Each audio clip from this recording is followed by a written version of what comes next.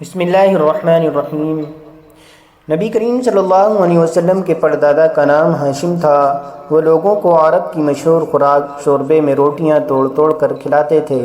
ایسا کرنے کی وجہ سے آپ کا نام ہاشم تھا۔ ہاشم ایک مرتبہ سفر پر گئے۔ مدینے کے قریب انہوں نے شادی کی۔ ان کا ایک بیٹا پیدا ہوا۔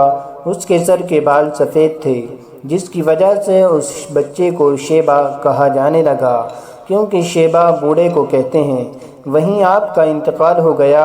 ہاشم کے بھائی کا نام مطلب تھا۔ جب انہیں پتہ چلا کہ میرے بھائی کا ایک بیٹا مدینے کے قریب رہتا ہے تو وہ اسے وہاں سے لے آئے۔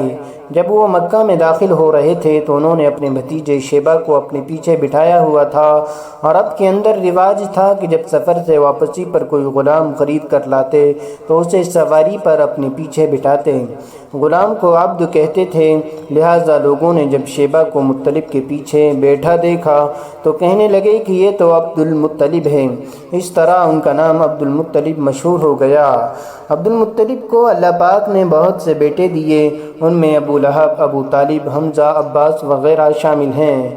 انہی میں ایک بیٹے کا نام عبداللہ تھا، جن کو اللہ پاک نے ایک پیارا سا چاند جیسا بیٹا دیا، جن کا نام محمد صلی اللہ علیہ وسلم رکھا گیا۔ آپ صلی اللہ علیہ وسلم کے والد مدینہ میں تھے کہ ابو جعد نامی ایک آدمی کے گھر آپ کی وفات ہو گئی۔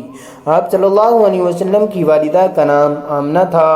آپ صلی اللہ علیہ وسلم کی عمر ابھی قریباً 6 سال تھی کہ وہ آپ صلی اللہ علیہ وسلم اور ایمن کو لے کر اپنے خاوند کی قبر پر مدینہ گئیں۔